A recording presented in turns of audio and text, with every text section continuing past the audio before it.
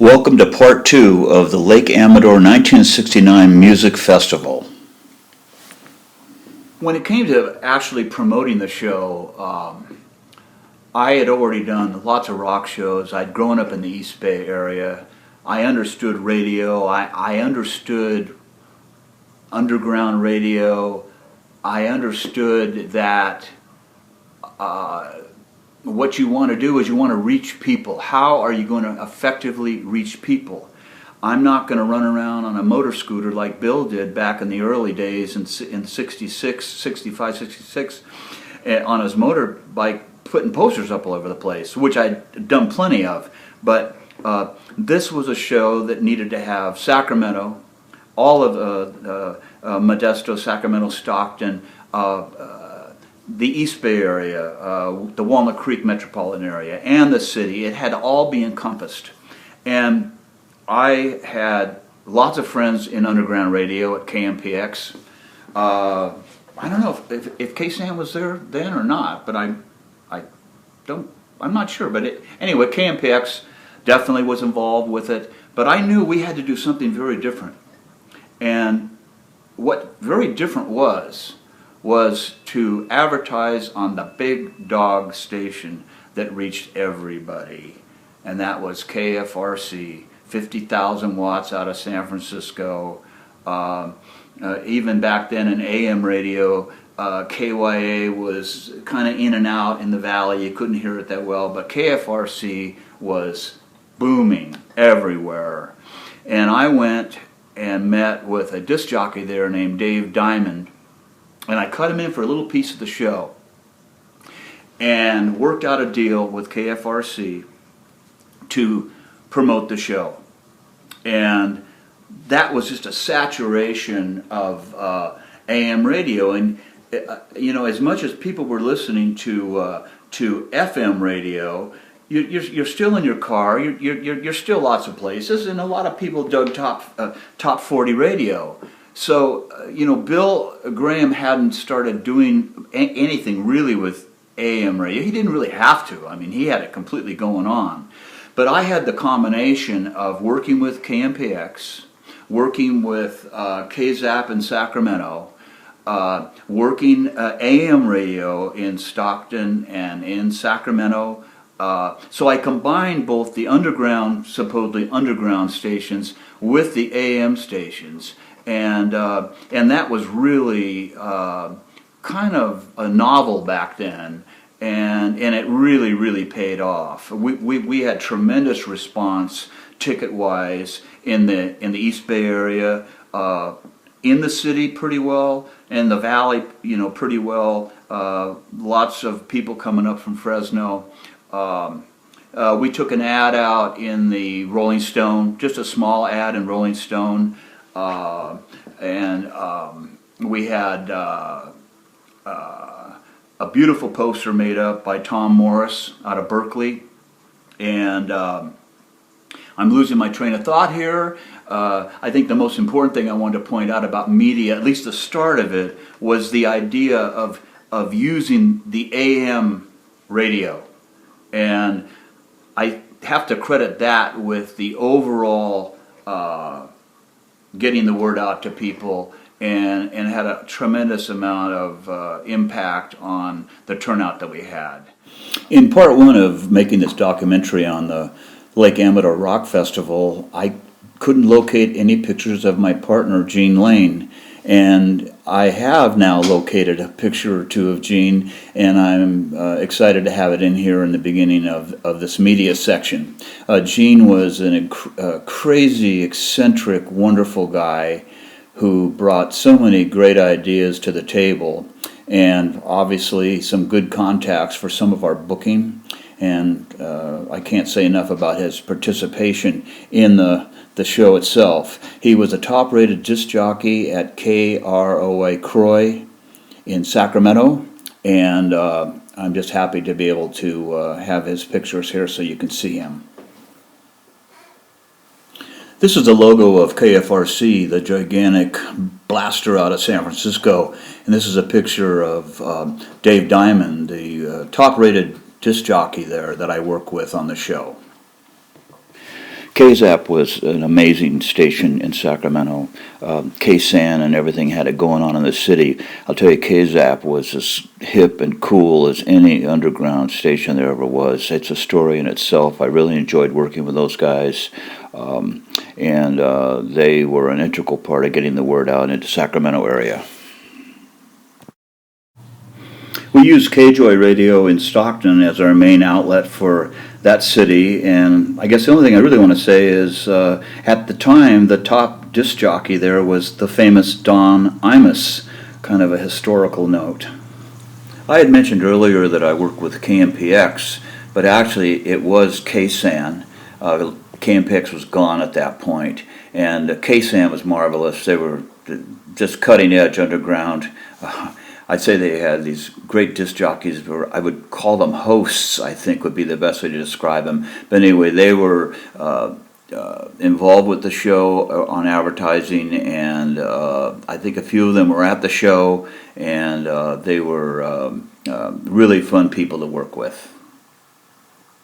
You know, when you start promoting a show, you don't know what your response is going to be. I don't care who it is. I mean, yeah, now after the fact, oh, how could you miss? Well, particularly when you got every dime in the world up, I mean, you're scared to death, man. You're making deals, you're buying time, you're taking money from here and putting money there. You're you know, just basically robbing Peter to pay Paul.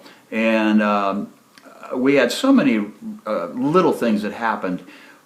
Gene Lane, who I mentioned earlier, had a friend who was either the UPI or the AP news guy out of Stockton or something. And I remember Gene kept in contact with him and giving him little news releases about this festival, and this guy would kick it out all over the country. It was wild. I mean, it was like, it was just, he just knew this guy, and he'd get little blurbs out about this big rock festival and all this that was going to be coming to Lake Amador, California. And as the media hype or the media program developed and the show was selling really well, the mainstream media got onto it, and it might have something to do with the AM radio and stuff. All I know is about 4 or 5 days before the show, I had Channel 3 television out of Sacramento wanting to do an interview with me up on the site. And things like that were starting to happen. Are you kidding me? How much is that worth to be on the evening news in Sacramento about this upcoming show about 3 days in advance? It was just remarkable. I'm starting to go, wow. And also about, I'd say 5 days before the show, we started having people show up from Oregon and Colorado and Montana and Nevada and Arizona and SoCal. And it's like, whoa. And for a while they were just walking up onto the site. And at some point we had to actually kind of control people down in the area where you parked and not have them up on the site itself. But I'm thinking to myself, man, this is going to be trippy, you know, to say the least. And I have to say that media-wise, the show was probably promoted as well as anything that was ever done up to that point in the rock scene, you know, without any doubt. It was, like I said, a combination of my knowledge of promotion, definitely the way you've got to get to people.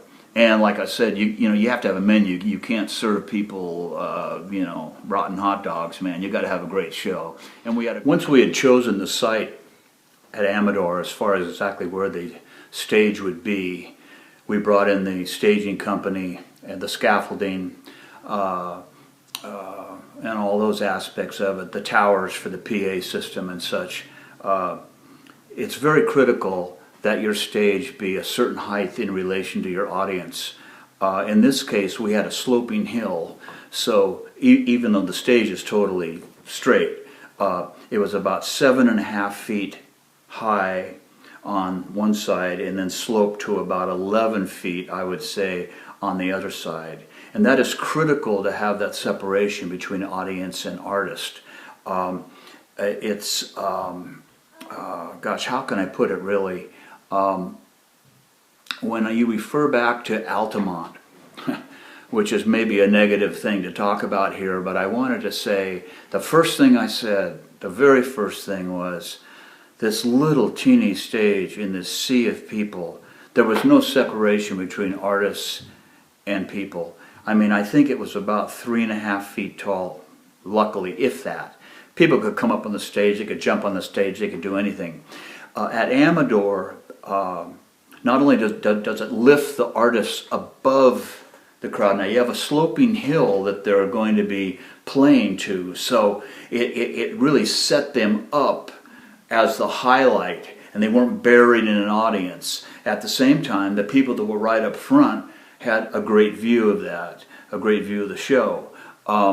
You'll see some pictures later of the stage, nothing that elaborate, but very practical. And the height is very, very important, like I said, to create some separation. We had some stories about some people that we'll get into later where the separation didn't seem to matter, but that was practicality number one. Number two, you got to have a great sound system. You've got 25, 30, 35, 40,000 people, whatever it was. We had a natural amphitheater, which helped, but I brought McEwen Sound System in from San Francisco, sound company in, and they did a great job of setting up the PAs. We have a couple of pictures that I think will show a little bit of that. Great monitors for the bands. Now, a lot of people that have never been on stage don't realize that if you don't have monitors, the sound all goes to the audience and you don't hear anything of yourself. You can be talking, you can't hear what you're saying. So the whole setup was very practical. The stage was plenty big enough. I had a fantastic stage manager in Mike Smith, who had worked for me and Country Weather for years. But there was nobody better than Mike. He was one of the few people that could settle me down if I was getting a little too crazy or a little too upset about something. Mike always had that kind of this, not laid back demeanor, but he had kind of a special personality that really lent himself to the artists and to myself and to other people that were working around the stage. I mentioned Altamont, and it certainly was a rough day for rock and roll, to say the least. But the reason why I'm showing you these pictures is to show you the height of the stage, which was probably 3 feet. And it's impossible, absolutely impossible, to allow the audience of 500,000 people to be surrounding this little stage. The people that put on Altamont, they did a yeoman's job of getting that thing together. They had to move it from another site. God knows everything they did that was right. But if that stage had been 8 feet high, I think that a lot of the trouble there would have been reduced dramatically. As you can see on our stage shot here, which is not a complete stage shot, it doesn't show the complete area, but as you can see, it's at least 7.5 feet above the audience. And it just creates a natural separation, and it's extremely important to have that when you're going to do a rock and roll concert with a big crowd. So now it's the day before the show. The PA's there, the PA is set up, the stage is ready to go, the portisands, the backstaging areas, how we were going to handle the bands, the support system that I'll get into a little later. Everything was set up, and now it was time to get down to putting on the show. And that's where the real tough part comes in. You can sit and you can work your tail off on doing all the right things when it comes to staging, PAs, sound, location, all that stuff. But all of a sudden, it's going to be fight night, and you're going to have 30, 40,000 people there, and we got to pull this off for them. That's what a great artist has to think. That's how they have to function. You can get up there, but if you don't got it, it can be a real disaster. As I said earlier, to try to describe kind of the physical setup of Amador, it was way out in the Sierra foothills, not way out, but well out in the country, and there was a little single lane road that went up to the site itself. You had parking down below, and then you walked up this hill and up over the top of the reservoir, and then you walked along for about another half mile, I would say, until you actually reached the concert site. Between the reservoir top and the concert site, the Lake Amador people had their own permanent restaurant there, which was great for people, and that was their concession. That was part of their deal, that they could run that. We had our own concessionaires and everything like that. But the night before the show, you're really ready to go, and my God, I really don't think I'd slept in 3 days, and probably slept about 10 hours in the last 7. You are so focused on the idea that you've literally invited all these people into your house. These are your house guests. You're going to have 40,000 guests in your house, and you're going to entertain them. And that's how I felt always as a producer. That's one of the many areas that I've always admired Bill Graham for, was that he always had that sense of how important the audience was. The bands were hired. They're fantastic. They're artists. We love them. I love them. Yet again, I'm still paying them to perform and work for me and my audience. And that's the separation point that you kind of have to have as a promoter. I wasn't that close to any of the bands, really. They were there to get the job done. I was there to create the environment for them to get the job done. I wanted to create or eliminate any excuses for them not doing their very, very best. Good staging, good sound, good everything. Get up there and do it. You be Ike and Tina Turner. You make it as perfect as possible for Santana. That's my obligation as a promoter. I'm not in the back there partying down with the artists or anything like that. I'm back there saying, you got to be on stage in 15 minutes, or this is the schedule. That's my job.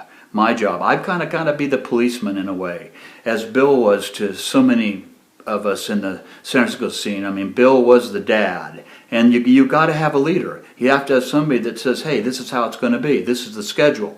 And not that we had any problems with any of the bands. They were so excited about being there. The environment was so intoxicating that there wasn't much of a need to hype them up or anything about that. And the night before the show, one of the most amazing scenes was, as I was saying, you walked up this big hill and there was a reservoir up there that you walked across. And if you were standing up there the night before the show, there was the parking lot down below, probably 250 feet below you and maybe a quarter of a mile away. And in the middle of the night, there was like people sitting with little fires burning. It looked like Hannibal's encampment. I mean, that there was probably 100 little fires burning and people, partying a little bit or whatever they were doing, getting ready for the show to start. And it was just surreal to look out there in this darkness and see that anticipation of people. I'm like, my God, they're going to attack us here really soon. So 6 a.m. was when we opened the gates. We had people already in on the site that we weren't going to be making leave, that had gotten in one way or the other. You could not secure this festival site. Using some newspaper photos, now 47 years old, which is hard to believe, here is the parking area down below Lake Amador. The audience also parked all along the single road coming into the area, about 2 miles worth of cars. This picture is so representative of the 60s. Dad and his little girl in a backpack and the peace sign heading for the show. This last shot is of the audience making their way up from the parking lot. They're going across the dam at Lake Amador, And they probably have, at this point, probably about another half mile or so to actually get to the concert site itself. The first band that was going to play was named Daybreak, and it was managed by a dear associate of mine, Jeff Nerney, who was with me in so many concerts in so many different ways, and I haven't seen Jeff in a long time, and I hope if he sees this that I just want to throw out a big thank you for you and how you conducted yourself and dealing with this kind of semi-crazy promoter. And I think that you were an integral part of everything that happened, so much with me and this show and so many other shows that we did together, and I just want to thank you for that. What was ironic is there's tremendous tension building up. We had Daybreak's equipment up on the stage. It's probably 8:30 or 8:15, and we've got it all set up and ready to go. And I'd say about 10 minutes to 9 or 5 minutes to 9, I got this big crowd out there. I'm nervous, this is serious business. And the organ's Hammond B3 wouldn't turn over. And it's a big part of their band, was their organ player. And it wouldn't turn over. So I went over to Jeff and I said, hey man, we got to get this fixed soon. I mean, the train's going to leave the station here and we got to have this done. And time went on and the Hammond B3 wouldn't turn over. It was a little bit cold at night and it wouldn't turn over.